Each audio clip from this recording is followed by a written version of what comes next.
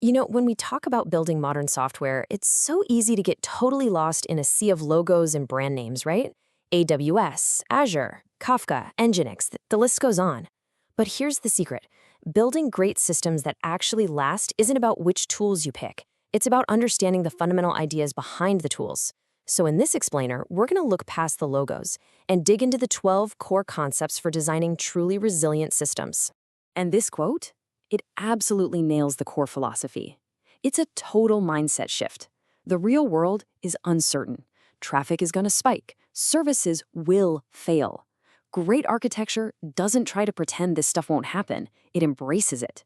It's all about designing systems that can bend without breaking, systems that can adapt to whatever crazy things the world decides to throw at them. All right, so here's how we're going to break it all down. We'll kick things off with that architect's mindset. Then we'll jump into the big challenges, managing that flood of users, the need for crazy speed, designing to fail gracefully, and the power of decoupling. And then we'll wrap it all up with your complete architectural toolkit. Okay, let's start at the very beginning, with the most important idea of all. See, great architecture isn't about finding some magical, perfect solution. It's about understanding and making conscious decisions about the key trade-offs that every single system has to deal with. Every single decision you make is a balancing act between these things. Do you build something that can scale to the moon but is a nightmare to manage? Or do you keep it simple, knowing it has limits? Do you guarantee every user sees the exact same data? Or do you prioritize keeping the lights on, even if it means some data is a tiny bit stale? There's no right or wrong answer here. This is just the reality of engineering. All right, let's tackle our first huge challenge. Imagine your app is a massive hit. Suddenly, you have a flood of users banging on the door. How do you handle all that traffic without your servers just, melting? This is all about properly managing the front door to your entire system. And to do that, we're going to zero in on two key concepts from our big map here: load balancing and the API gateway. You can think of them as the tag team of intelligent gatekeepers for every request that comes your way. So what is a load balancer? Well, think of it like the ultimate traffic cop for your app. It stands at the main entrance and sees every single request coming in. Instead of letting them all jam up one single server, it intelligently directs the traffic down multiple lanes to a whole fleet of servers. This makes sure no single one gets overwhelmed. It's your first line of defense for keeping things available and scalable. But we can take this idea even bigger. We can go global. Check this out. As you see here, all the traffic from the internet first hits a global load balancer.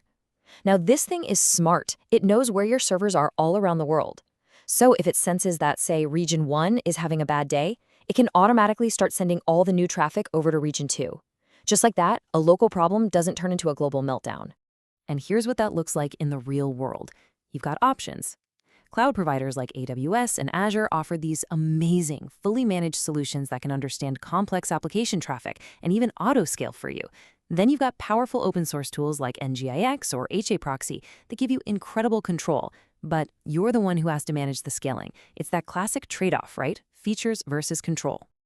So if the load balancer is the traffic cop out on the street, the API gateway is like the front desk and the security checkpoint for your entire building, all rolled into one. It sits in front of all your backend services and takes care of all the common stuff, like checking who a user is, making sure they don't send too many requests, logging things, so your individual services don't have to worry about it. It just makes everything cleaner and simpler. Okay, so we're gracefully handling a ton of traffic. That's awesome. But is the experience actually fast for the user? Well, our next big challenge is the relentless pursuit of speed. Because let's face it, in today's world, latency is the ultimate enemy. I absolutely love this quote. It completely flips the problem on its head. Instead of asking, how do we make our servers faster, it asks, how can we avoid bothering our servers in the first place? And the answer to that question, almost always, is our next big concept: caching. See, modern systems don't have just one cache. They have layers of them. It's like a series of shields. It all starts with a layer that's closest to the user, their own web browser. If the data's right there, boom, it's instant.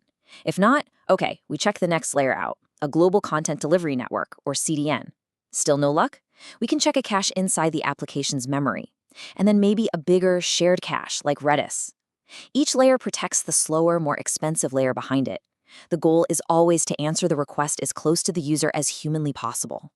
And that brings us right to CDNs. Here's the thing, you can't beat the speed of light.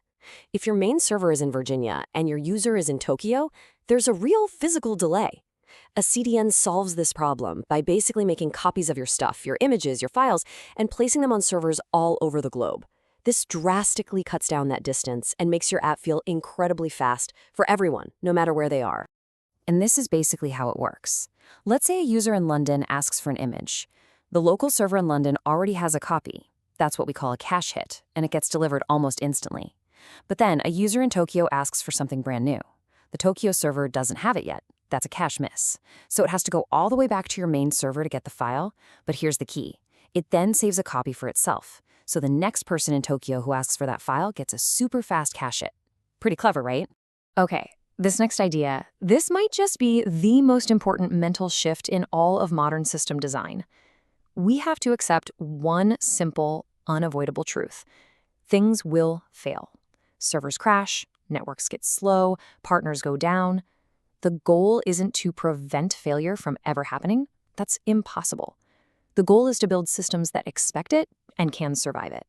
I mean, think about it. If the service that processes credit cards is having an outage, should that stop someone from just browsing your products or reading your blog? Of course not. A failure in one little corner of your system should never, ever cause the whole house of cards to come tumbling down. And a classic way to prevent that is a pattern called the circuit breaker. It works exactly like the one in your house's electrical panel. When your app sees that a service it depends on, like that payment provider, is failing over and over, the circuit trips. It just stops sending requests there for a little while. This prevents a pileup of failures that could crash your own service. Then, after a short timeout, it'll send one little test request to see if things are back online before it opens the floodgates again. All right, so our system is scalable, it's fast, and it's resilient. But what about 6 months from now, or a year? The final piece of the puzzle is building a system that can actually grow and evolve without turning into a tangled, fragile mess. And the secret to that is decoupling, usually with asynchronous communication. So instead of having our services call each other directly, which creates all these tight dependencies, we introduce a middleman, a message queue. The best analogy is an internal post office for your system. One service drops off a message like, hey, process this new order, and another service can come and pick it up whenever it's ready. If the receiving service is super busy or even offline for a minute, the message just waits safely in the queue. This breaks that direct link and lets your services operate and scale totally independently. And you guessed it, there's a whole world of tools for this job. If you need to process a literal fire hose of data with insane throughput, something like Kafka is built for that. If you need really flexible routing and tons of mature features, RabbitMQ is a classic. Or if you just need a simple, no-fuss queue that's fully managed for you, AWS SQS or Azure Queue Storage are fantastic. It all comes back to understanding what you need, especially around things like message ordering. Now, this all builds up to a really powerful pattern called publish-subscribe, or pub/sub for short. In this e-commerce example, the order service doesn't call anyone directly. It just publishes an event, like a broadcast on a radio station, that says, hey world, an order was just created. It has no idea who's listening. Meanwhile, other services, payment, shipping, analytics, have all subscribed to that station. They each hear the message and do their own thing, totally independent of each other. This is so powerful because tomorrow you could add a new service that listens for that same event, and you wouldn't have to change the order service one bit. So as we bring this all home, it's so important to see that these aren't just a random list of tricks. They are a complete, cohesive set of building blocks. They are the tools you use piece by piece to construct systems that are scalable, performant, and most importantly of all, resilient. This is it. From load balancing at the front door to caching at every single layer, from isolating failures with circuit breakers to decoupling your entire system with message queues, this is your toolkit. Really understanding these core concepts is what separates good engineers from great architects. It's all about knowing which tool to reach for to solve the right problem at exactly the right time. So, I'll just leave you with this question.